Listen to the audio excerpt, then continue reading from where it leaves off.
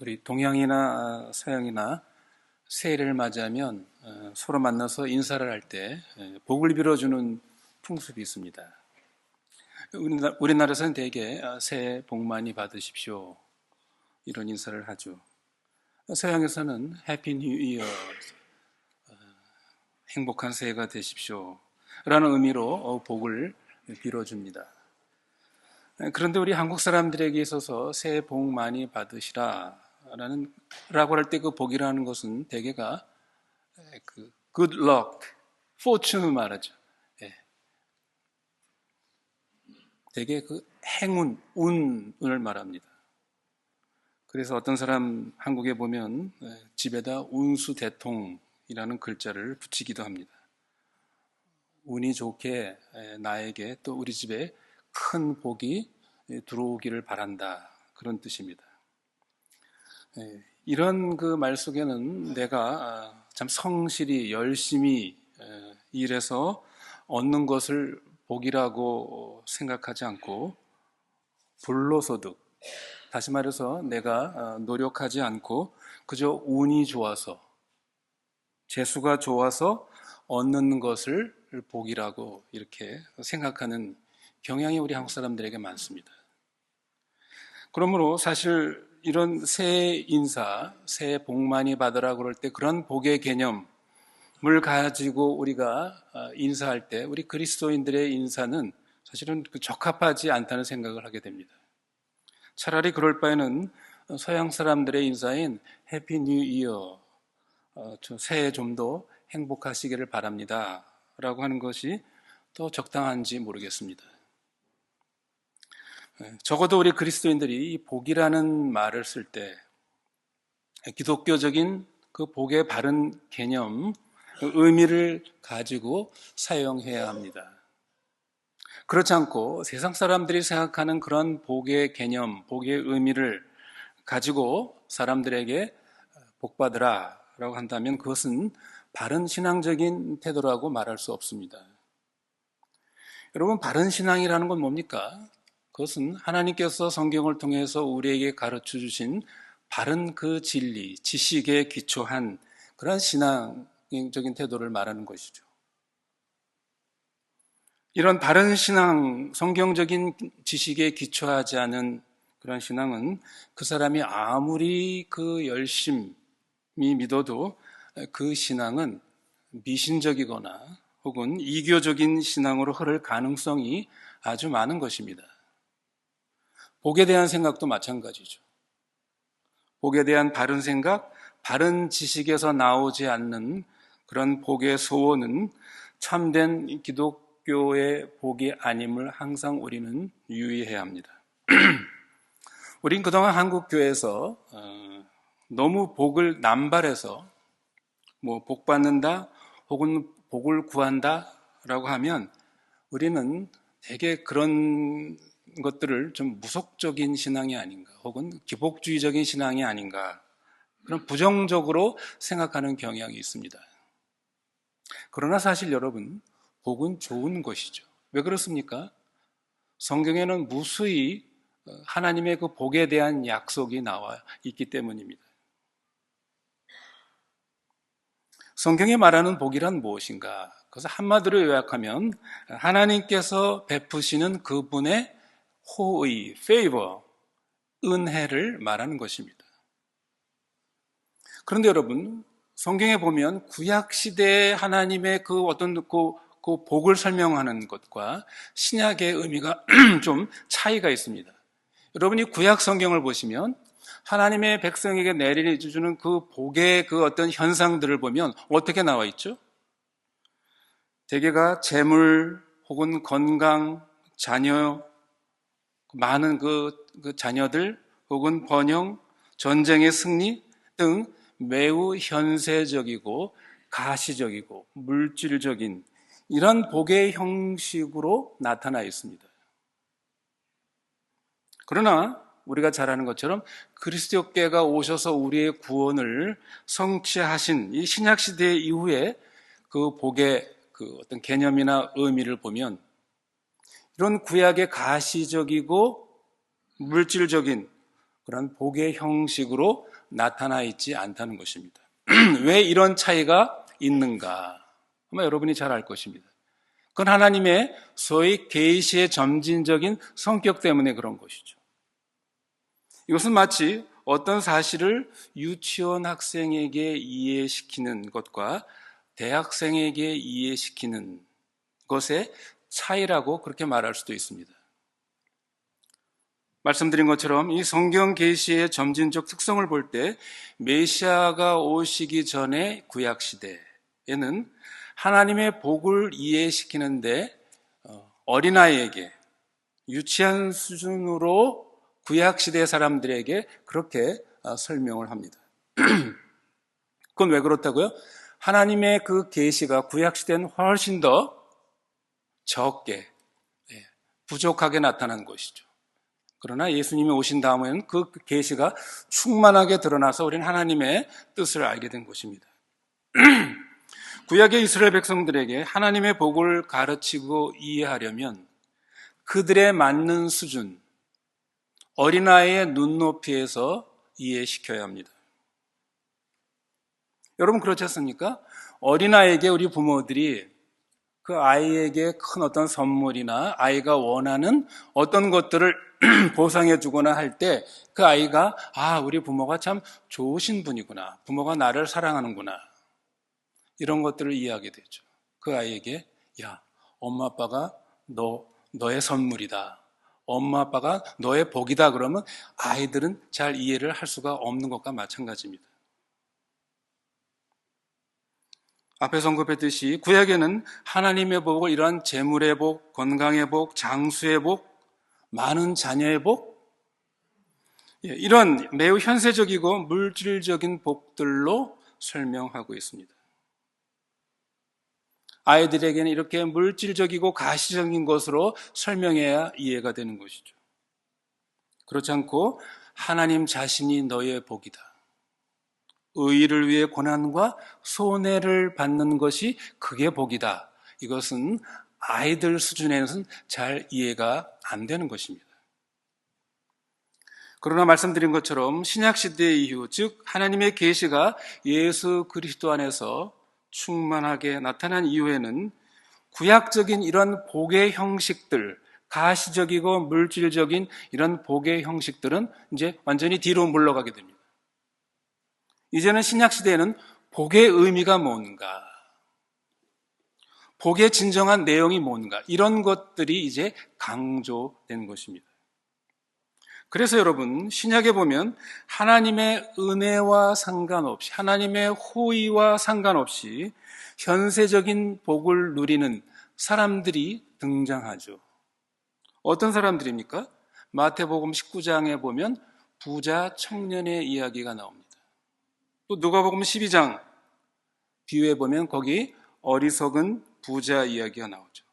또 누가복음 16장에도 부자와 나사로에 나오는 그 부자의 모습을 보십시오. 여러분, 이 사람들이, 이 부자들이 진정으로 하나님의 복을 받은 사람들입니까?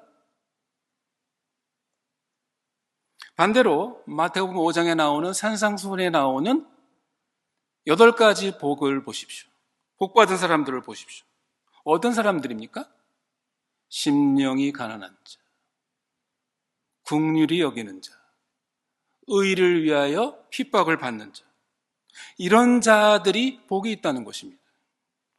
바울은 고린도후서 12장에서 자기에게 육체의 가시를 주시고 그 가시, 육체의 고통을 오히려 제거하지 않은 이것을 하나님의 은혜로, 하나님의 복으로 그렇게 해석을 합니다. 왜 그렇다고 그랬죠? 자기로 하여금 그 가시를 통해서 자기를 교만치 않게 하신 거기에 하나님의 복이 있다. 이렇게 하나님의 은혜라고 이렇게 해석을 합니다. 야고보서 1장에도 시험을 참는 자는 복이 있나니, 전혀 시험을 안 받고 오히려 그냥 모든 일이 잘 되는 것이 복이 아니라 성경에는 오히려 시험과 시련을 받는 자가 복이 있다. 이렇게 말하고 있습니다. 베드로전서 4장 14절에도 그리스도의 이름으로 욕을 받으면 복이 있다. 이렇게 말합니다. 그러니까 신약 시대에는 이런 구약적인 복의 형식은 전혀 나타나지 않고 있다는 것을 우리가 알아야 합니다.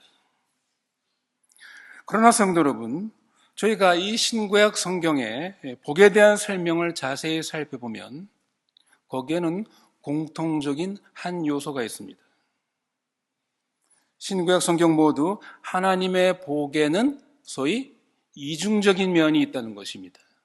설교 제목에 있는 것처럼 양면성이 있습니다. 이것을 언제나 강조하고 있습니다. 신구약 성경은 하나님의 복으로 가득 차 있지만 이 축복들은 두 부분으로 나눠져 있음을 너희는 기억해라 하는 것입니다. 그 두 부분이 뭡니까? 하나님의 축복의 무조건적인 면과 조건적인 면이라는 것입니다. 하나님은 무조건적인 하나님의 그 은혜 언약 사이에 조건적인 부분을 거기다가 두셨습니다. 물론 하나님은 이스라엘을 영원히 버리시지 않는 무조건적인 은혜를 베푸십니다. 또 그들이 조건과 상관없이 그들에게 약속의 땅을 복으로 허락하십니다. 그러나 그럼에도 불구하고 그 약속의 땅에서 그들이 복을 누리며 살 것인가의 문제는 조건이 달려 있었습니다. 그래서 여러분 오늘 본문 여호수아서 1장 7절로 9절의 말씀을 보십시오. 어떻게 되어 있습니까? 너희가 이렇게 하면 그리하면 너희가 이렇게 될 것이다. 조건부로 나와 있습니다. 여기만이 아니죠. 구약 성경 곳곳에 하나님의 복이 조건성이 있음을 언급하고 있습니다. 대표적으로 잠언 3장 내용을 보십시오. 너희가 내 법을 잊지 말고 내 마음으로 나의 명령을 지키라. 그리하면 하나님께서 그 어떤 복을 주시겠다라고 말하고 있죠. 잠언 3장 6절에도 너는 범사에 그를 인정하라. 그리하면 내 길을 지도하시리라. 그러니까 하나님께서 우리의 길을 지도하시고 인도하시는 것에는 조건이 있는 것입니다. 어떤 조건입니까? 우리가 범사에 하나님을 하나님으로 인정하고 하나님을 믿고 의지하는 이것이 전제되어야 그리하면 이렇게 인도하시겠다라는 그런 조건이 들어있는 것입니다. 그러니까 우리가 복을 누리며 사는지의 여부는 그들이 여호와의 율법을 명령을 지키는지의 여부에 달려있는 그런 조건부라는 것입니다. 그러므로 구약 성경 이외의 모든 나머지 부분을 어떻게 이해하는가는 바로 이 점, 하나님의 이 축복의 조건성을 우리가 얼만큼 이해하고 그 조건에 부합하느냐에 달려 있음을 우리는 구약의 그 역사를 통해서 이 사실이 증명됨을 알 수가 있습니다. 여러분, 이스라엘의 역사를 보십시오. 이스라엘, 하나님의 백성이 그들의 그 주변의 국가들로부터 여러 가지 어려움을 당하는, 압제와 고역을 당한 이유가 무엇입니까? 하나님이 그들을 사랑하지 않아서? 성경은 그렇게 말하고 있지 않습니다. 하나님이 이 복의 조건성을 둔 그 부분을 이들이 따르지 않았기 때문인 것이죠. 다시 말해서 하나님의 율법을 지키지 않았고, 따라서 하나님이 그 조건이 붙은 복들을 그들에게서 제하셨기 때문입니다. 사사기 시대를 대표적으로 알 수가 있죠. 사사기 시대 이스라엘 백성들이 그렇게 주변의 국가들의 압제와 고역을 당한 이유가 무엇입니까? 그들이 그 가나안 땅의 우상을 섬기고 하나님을 섬기지 않았기 때문이죠. 열왕기 시대도 똑같은 일이 벌어졌습니다. 이스라엘 백성은 끝내 하나님의 말씀에 순종치 않으므로 결국 북이스라엘은 아수르에게 망하고 남유다 왕국은요 70년 동안 바벨론 포로 생활을 하며 개고생을 한 것을 우린 잘 알고 있습니다. 이것은 신약시대의 하나님의 백성인 우리 그리스도인들에게도 마찬가지입니다. 우리가 이제 새해를 맞이해서 우리가 기대하는 축복에 이러한 무조건적인 면과 조건적인 면이 있다는 것을 우리가 잘 깨닫고 올 한 해를 하나님의 말씀에 우리가 어떻게 반응하면서 살 것인가, 이것을 우리는 잘 선택해야 할 것입니다. 그런데 여러분, 우리가 여기서 한 가지 오해하지 말아야 할 것이 있습니다. 하나님의 복이 이런 조건적이다, 조건적인 부분이 있다, 이 말을 우리가 오해하지 말아야 합니다.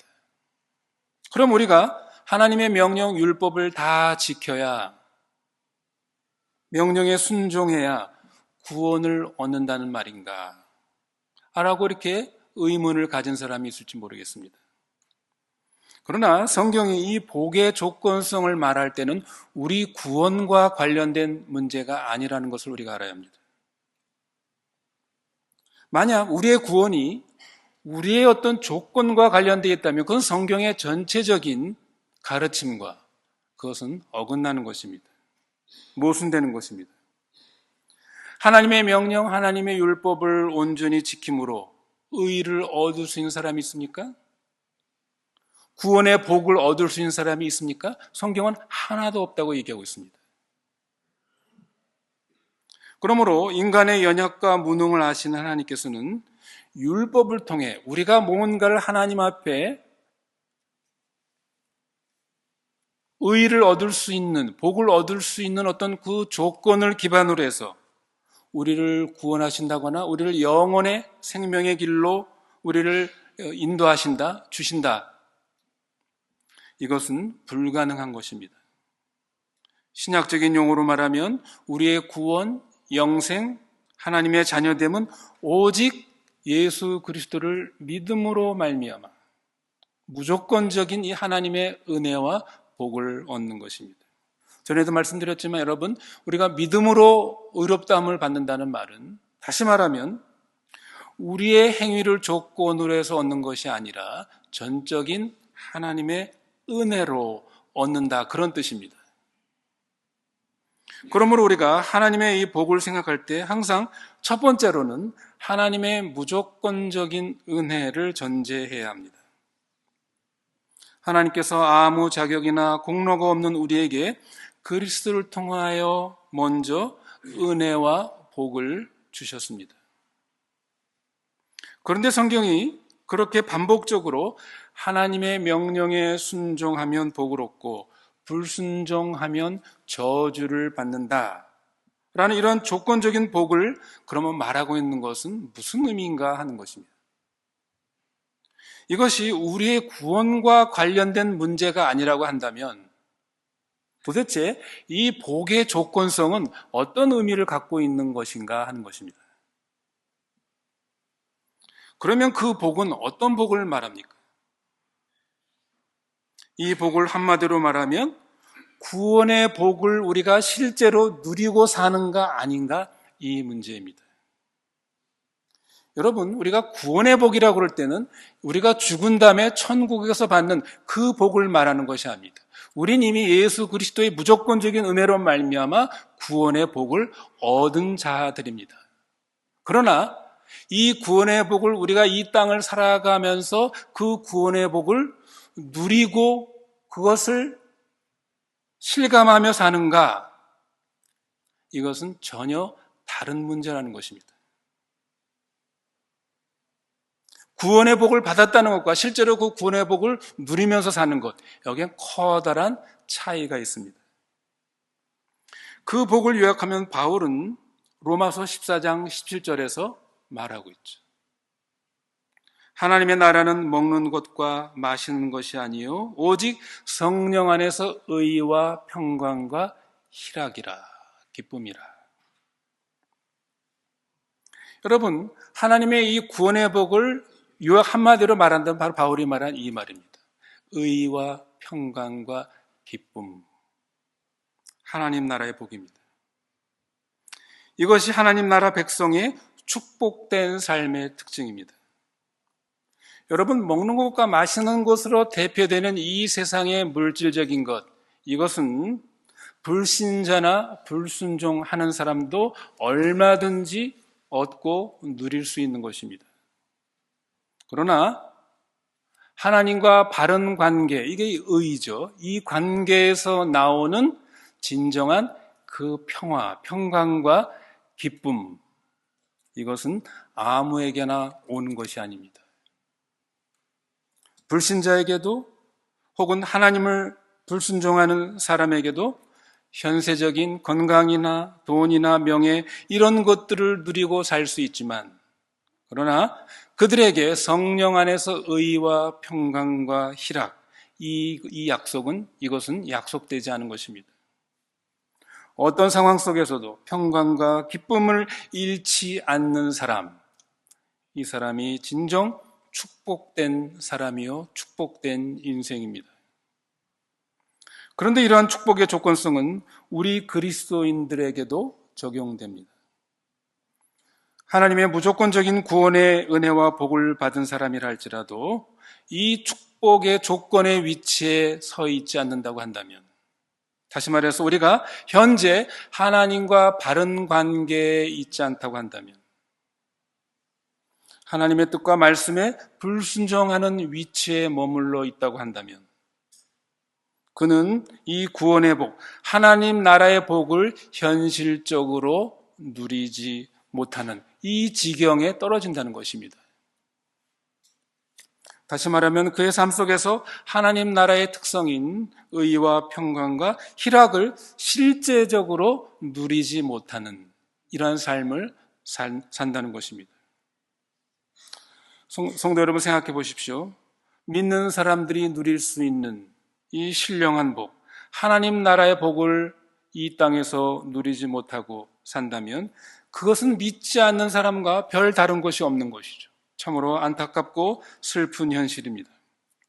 그러므로 우리는 이 하나님이 주신 복을 생각하고 복을 구할 때 하나님의 이 복 속에 있는 이 양면성, 특히 이 복의 이 조건성에 대해서 우리는 이것을 잘 깨닫고 우리의 현실의 삶 속에서 구원의 복, 하나님 나라의 복을 실제적으로 누리며 사는 그런 삶이 되어야 할 것입니다.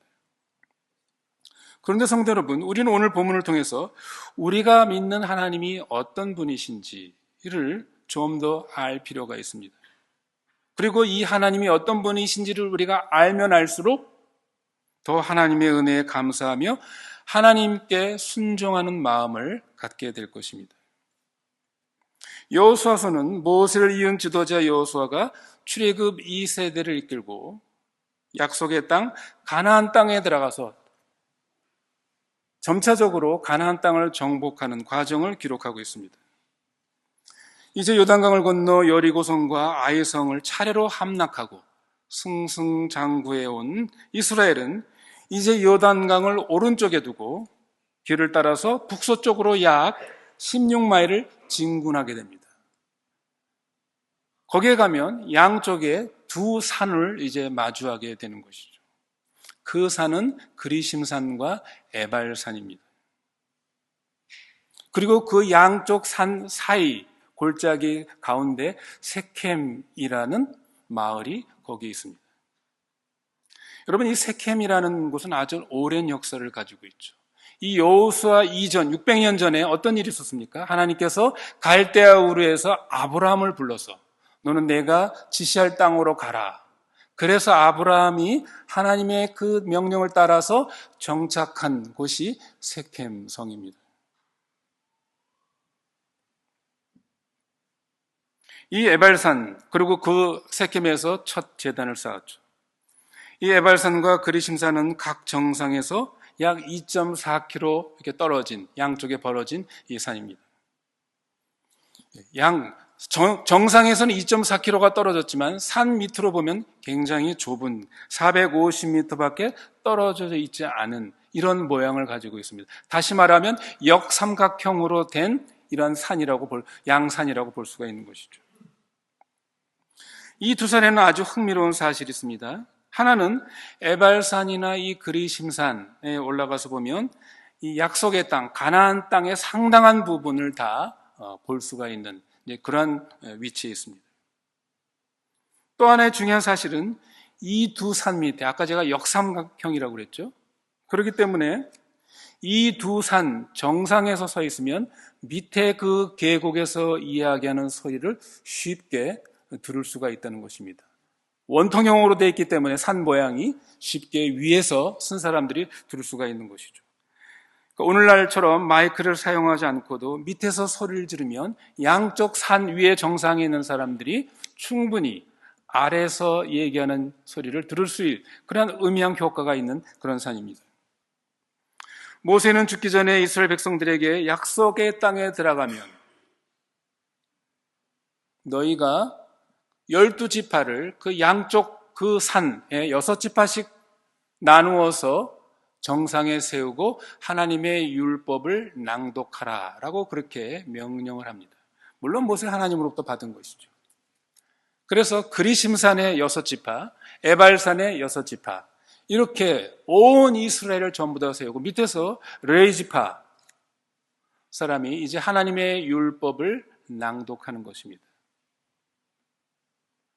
그리심산에 있는 사람들에게는 너희가 하나님의 율법을 이렇게 순종하면 하나님의 이러한 복이 임할 것이다 라는 축복을 명령하는, 선포하는 이러한 산으로, 그 다음에 에발산은 너희가 반대로 하나님의 율법을 거부하고 불순종하면 하나님으로부터 이런 언약적인 저주가 임할 것이다 라는 저주의 이러한 의미로 에발산에 또 6지파를 세우는 것입니다. 그러니까 하나님께서는 이스라엘 백성들에게 아주 시청각적으로 보여주신 것이죠. 그러므로 이것은 무엇을 의미합니까? 이들이 이제 약속의 땅에 들어가서 너에게 일어날 모든 벌어질 일들은 어디에 달려있다는 것입니까? 너희가 그리심산에 설 것인가 아니면 에발산에 설 것인가 그런 삶을 살 것인가는 너희들에게 달려있다. 다시 말해서 이제 이 백성들은 그리심산에서 그들이 하나님의 율법에 순종하는 경우 그들에게 임할 가나안 땅의 삶이 축복된 삶일 것이요. 반대로 너희가 하나님의 율법을 불순종하는 그런 삶을 살게 되면 에발산의 저주의 삶이 너희들의 가나안 땅의 삶이 될 것이다. 이것을 시청각적으로 보여주신 것입니다. 근데 여러분 재밌는 것이 있습니다. 그렇게만 끝나는 것이 아니라 에발산에다가 제단을 쌓으라고 그랬습니다. 여러분 흥미롭지 않습니까? 왜 하나님께서는 율법의 축복과 저주를 명령하시고 선포하신 다음에 왜 그것도 에발산에다가 제단을 쌓으라고 했는가? 에발산은 어떤 곳이라고 그랬습니까? 하나님의 율법을 어겼을 때, 불순종했을 때 임할 저주를 상징한다고 그랬죠. 근데 하나님께서는 그 에발산에다가 제단을 만들어라 라고 말하고 있습니다. 여러분, 우린 여기서 중요한 사실을 발견하게 됩니다. 이것은 무엇을 의미하는 것이겠습니까?